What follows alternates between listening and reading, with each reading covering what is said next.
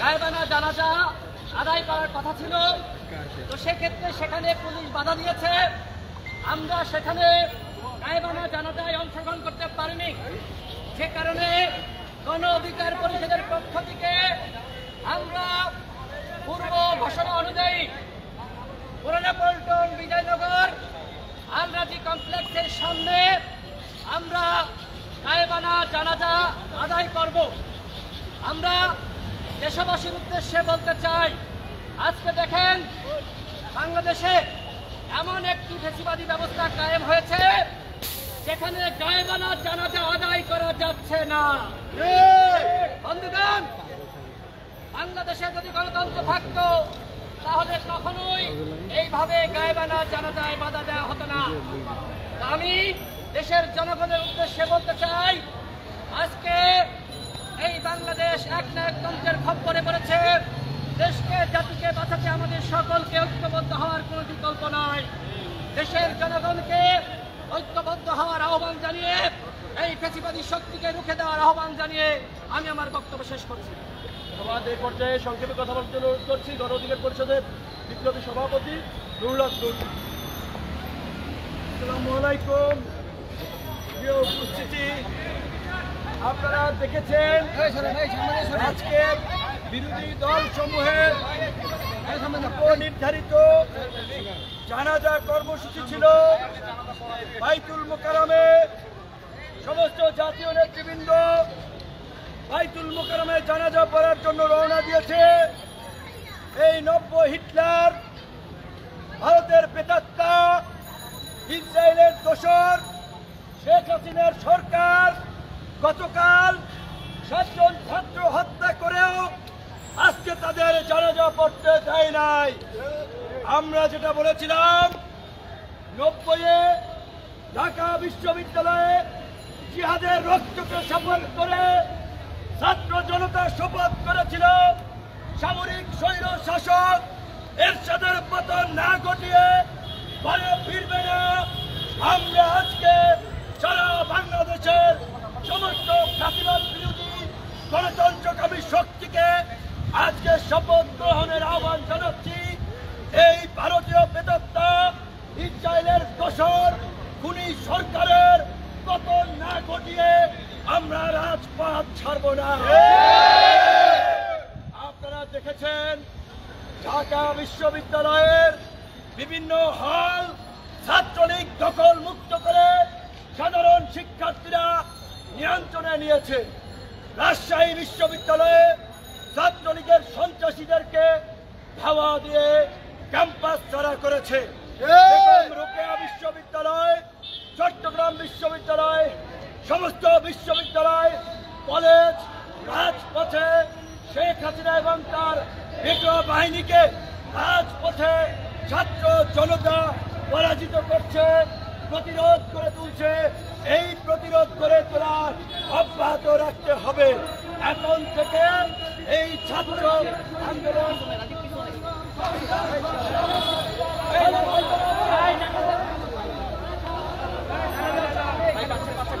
এইখানে আজকে ছাত্রদের একটি শক্তিক এবং ন্যায়সঙ্গত আন্দোলনে ওবায়দুল কাদের ছাত্রলীগের হাতে হত্যার দায়ে ওবায়দুল বিচারের মুখোমুখি করা হবে।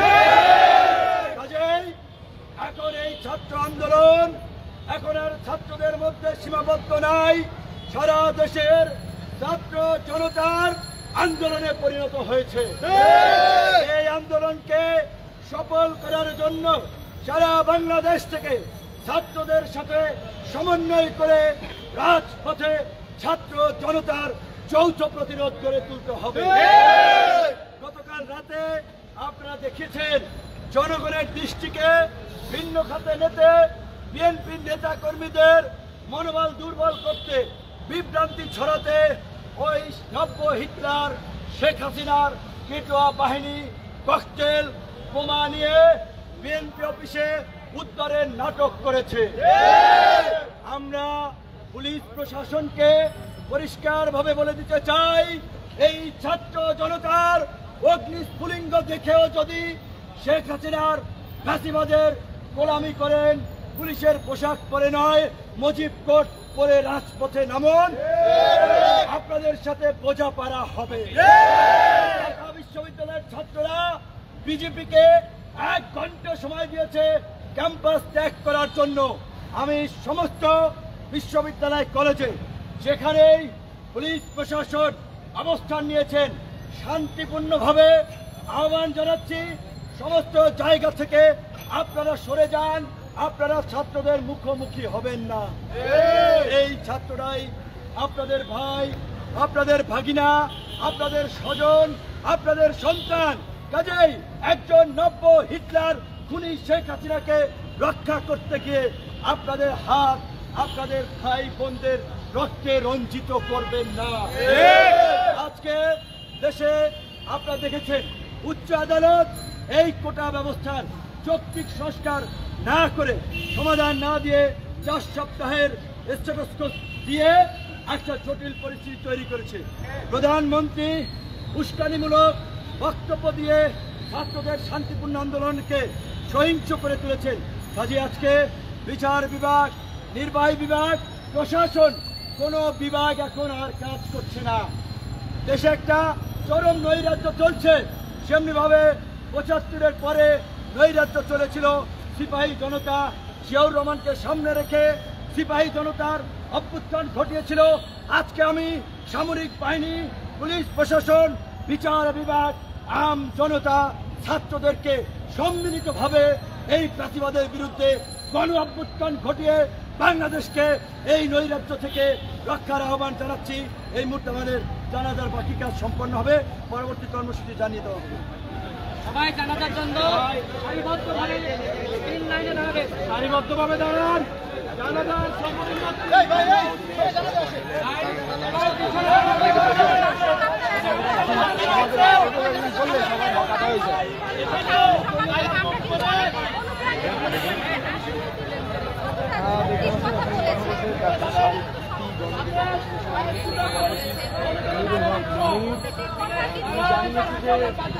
ক্যাম্পাস থেকে যে প্রশাসন এবং বিজেপি ঢাবি ক্যাম্পাসে বিজেপির অবস্থান আছে, তারা যদি সরে যাওয়ার জন্য আলটিমেটাম দেওয়া হয়েছে এবং সকল ক্যাম্পাস থেকে প্রশাসনকে সরে যাওয়ার জন্য, সকল ক্যাম্পাস ত্যাগ করার জন্য আহ্বান জানিয়েছে নুরুল হক নূর। আরও বলেছেন যে এখানে ছাত্ররা হচ্ছে আপনার ভাই, কারো বাতিজা, কারো ছেলে, অথবা আপনারা কেন এই ছাত্রদের উপরে বন্দুক তাক করা মানে হচ্ছে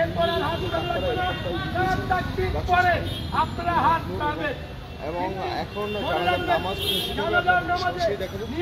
সবাই সাথেই থাকবেন এবং সবাই লাইভটি শেয়ার করে সবাইকে দেখার সুযোগ করে দেবেন। যারা এই মুহূর্তে যেখান থেকে লাইভটি দেখছেন অবশ্যই খবর দিয়ে পাশে থাকবেন এবং সবার আগে সকল খবর এই আন্দোলনের পাশে থাকবেন। এই ইমামের পিছনে জানাজার নামাজ পড়তে দাঁড়ালাম, শুধু এইটা পড়লেন জানাজার নিয়ত হয়ে যাবে। আর এরপর আমরা তাকবীর বলবো, তাকবীর বলার পর সানা বলবো। সানাতে মনে রাখবেন আমরা নামাজে সানা বলি। আমরা আবার বলছি আরেকটা শাড়ি বানানো যায় কিনা পিছনে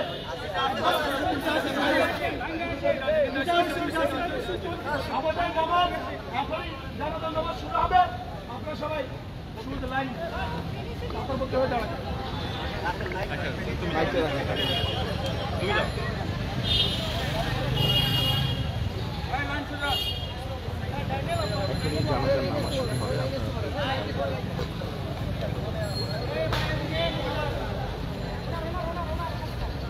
আল্লাহু আকবার।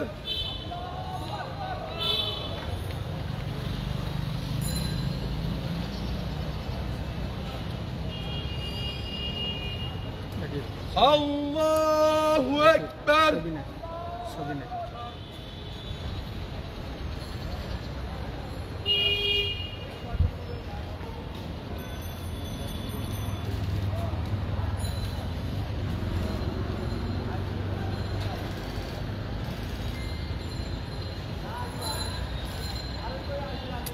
আল্লাহু আকবার।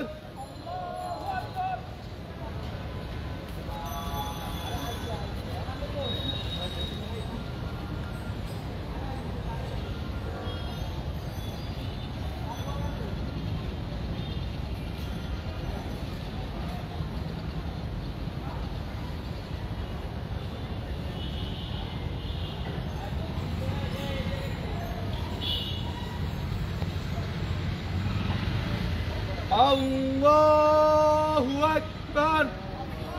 আসসালামু আলাইকুম ওয়া রাহমাতুল্লাহ। আসসালামু আলাইকুম ওয়া রাহমাতুল্লাহ।